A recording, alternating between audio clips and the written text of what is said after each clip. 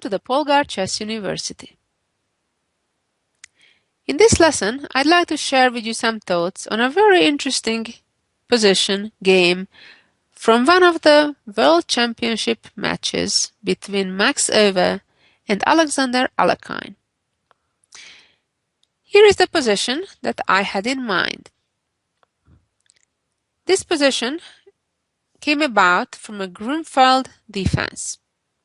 Black earlier has sacrificed a pawn and reached this position. It's a critical moment of the game. It's very challenging for White because White cannot easily castle, as if they would castle, obviously. The knight is hanging on e2. On the other hand, if White would move the knight away, then because of the positioning of the black queen, again, castling becomes difficult. Of course, it's a very complex position, and there are a number of issues to think of. For example, the white knight on c5 is in a pin. And then there are a lot of tactics going on also, as you shall see in the game. The first task I'd have for you is try to figure out what should you play here for white. What's the best defense to consolidate the position for white? White's a pawn up, but has a challenge on how to put the king into safety. Also, at the same time, white needs to deal with the fact that the knight on c5 is pinned. And that means that black is kind of threatening to move the knight to d7, attack the knight another time, and then capture it and win a pawn back. Now, if you imagine that scenario that the black knight moves to d7, then captures on c5, pawn captures back, black wins the pawn back, black will have some advantage at least, having the pair of bishops. Many of my students who I showed this position to thought that knight f4 is the best move. And in fact, that's what Max Euwe thought as well. That was his move. Before we look at what the best move for white was instead, let's see how Alekhine brilliantly took advantage of this mistake of white. The idea of knight f4 on one hand is to capture the bishop on e6, and in some other cases, to connect the two knights by moving the knight from f4 to d3, which on one hand protects the knight on c5 another time, and at the same time, if and when the white knight would get to d3, then white's castling is no longer restricted by the black queen. Right now, the natural move knight d7 is of course still an option, however, not the best one, because knight d7 would allow white to capture on e6 and then ruin black's pawn structure. Now try to think for black. What should black do to get the best out of the position? Well, it's quite logical not to allow the trade on e6 and therefore move the bishop to g4. However, if you do that move, you definitely need to be ready. What will be your response if the white pawn moves to f3? Now, not only that it saved the white rook on d1, but immediately counterattacks on black's bishop. And now, black continued with an amazing move, e5, ignoring the threat to the bishop. If pawn takes bishop, then just pawn takes knight. And things will be kind of similar as in the game.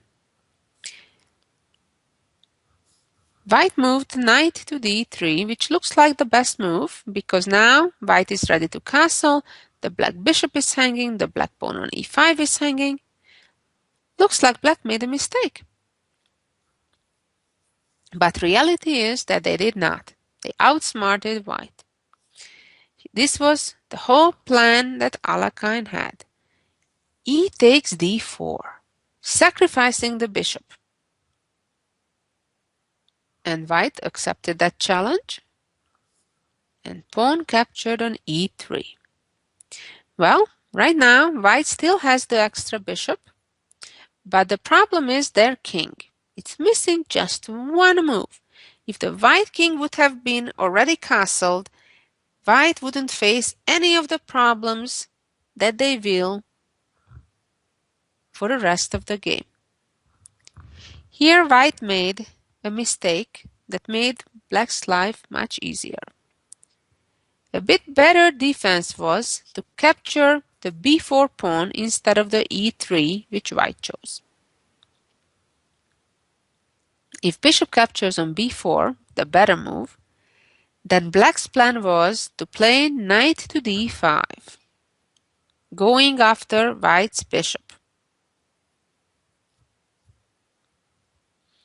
If the bishop now moves away to a3, that has problems, as black can immediately check and then capture that bishop.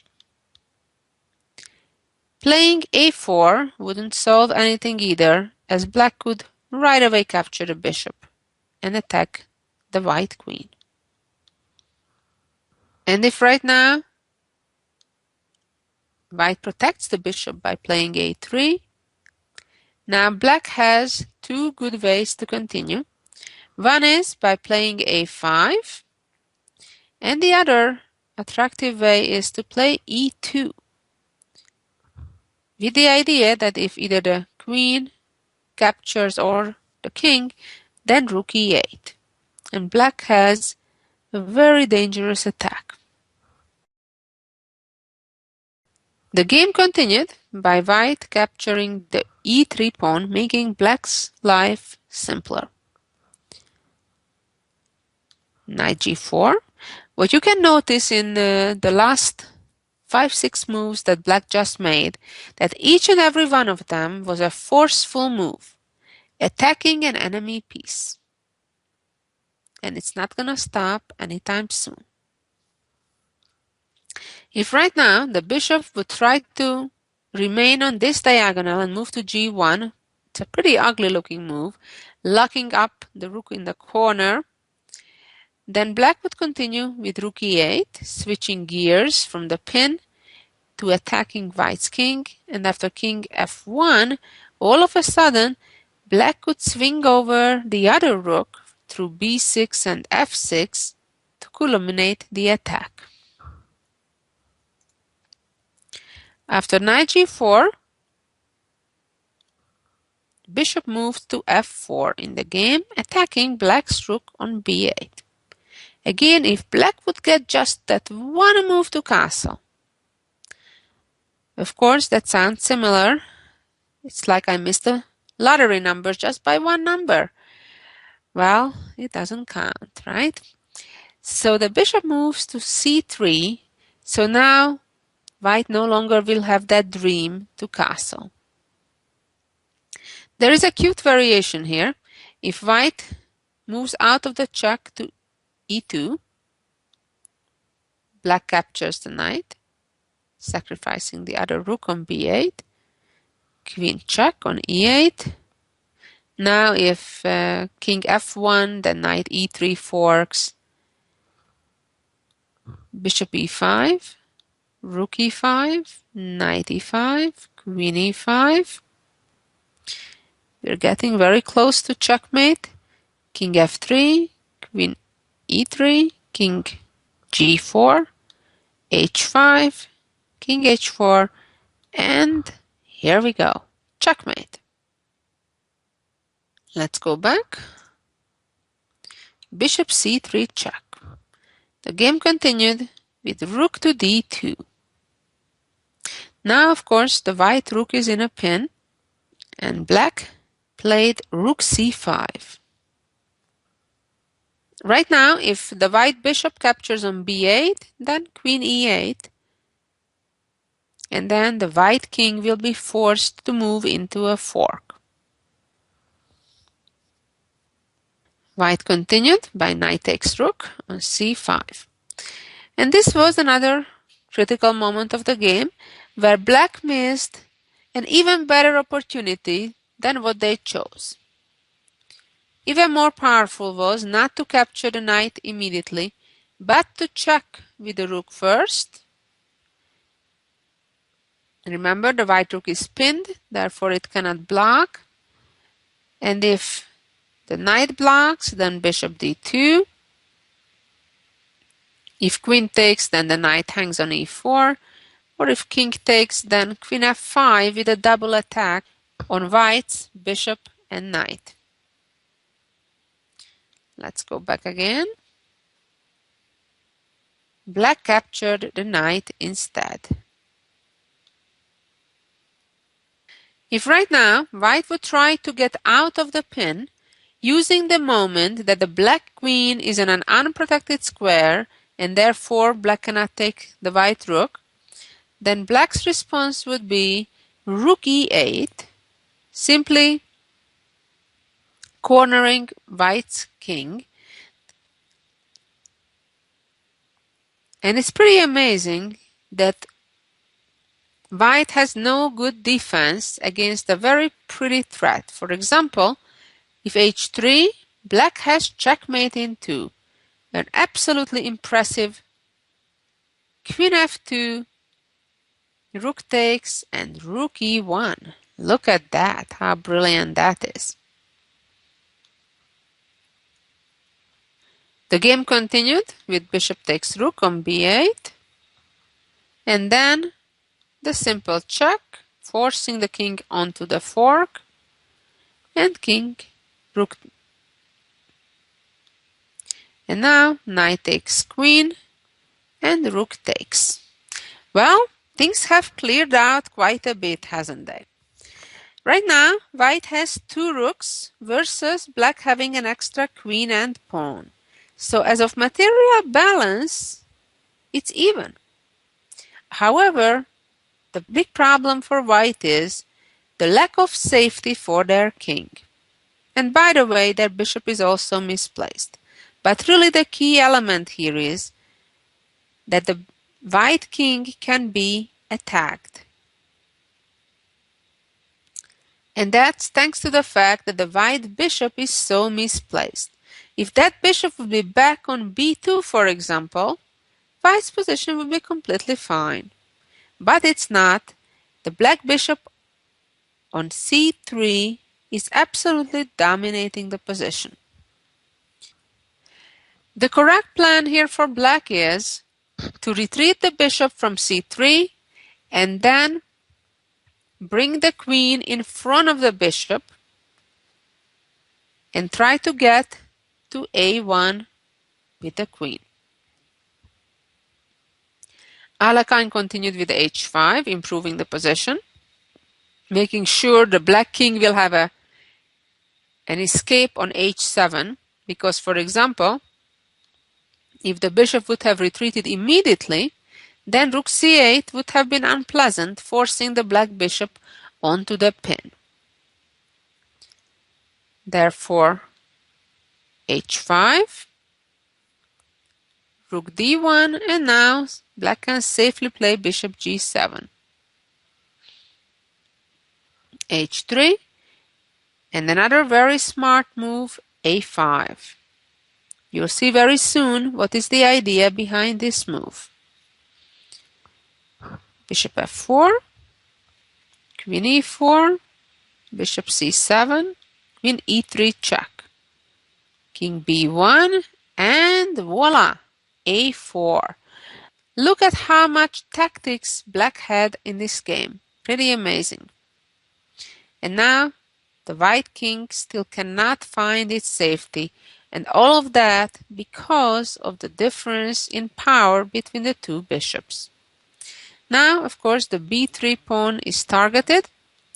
White took on a4, and now b3.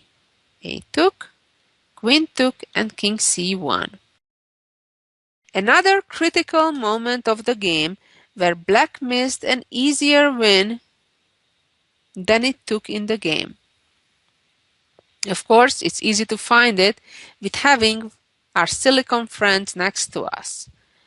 Unlike in those days where there weren't any computers, moreover, this was a real game where the clock was ticking with limited time. And Black made a very natural bishop h6, which wasn't the very best. The more accurate move is queen e3 check first, and now if king b1, then queen a3, threatening with checkmate in the corner. For example, if rook a2, queen b3, and white's position is dead. Although after bishop h6, of course, black is winning as well. Let me show you just the end of the game. White had to put the rook in the attack. No rush to capture it. Very important. Whenever your opponent has a pinned piece, especially in a situation like this, a rook, it doesn't run anywhere. You don't want to wait until the rook wants to run away before you would capture it. Therefore, queen a4 is a good choice. Bishop e5, tricky, trying to checkmate in 2 with rook c8. King h7. And here, white made black's life easier. Bishop b2 was better. White played bishop c3. And now, amazingly, after queen b5, white is pretty much in a zugzwang. White moved the bishop to d4 and came queen e2. Now, black is threatening to capture on g2 using the pin. Came g4, check, and capture the rook. And here is white's last trick with rook c8, trying to checkmate. And now to open space would be a blunder, allowing perpetual checks. And draw. But Alekhine found the correct move, bishop c1 check, and then white resigned, because the white bishop will be lost. Let's go back to the very beginning, and now that we know why knight f4 was not a good choice, I'll tell you what would have been the correct move, and that was e4, with the key idea that after a move like knight d7, white could simply play bishop e3, putting more defense on the knight on c5, and also protecting the knight on e2, so in the future white could castle. A difficult move to find. And finally, let's see the jewel of the week. In this position, it's white's turn and to win. Checkmate in 6 moves. Try to figure out what is the correct sequence. Then come back and check if you got it right. And here is the answer. Check. King b7. And now, no discovery, but a brilliant queen sacrifice. Queen a6. King captures. Knight c7. And the king chase continues. King a4. Bishop check. Of course, black would delay the very end by blocking the check on c2, but end would be the same. Knight b5. A brilliant composition from the 18th century by Stama. Thank you for listening, and I hope you caught some interesting ideas from this historic game between 2 chess giants, former world champions, Öwe and Alekhine. Thank you for listening, and see you next week.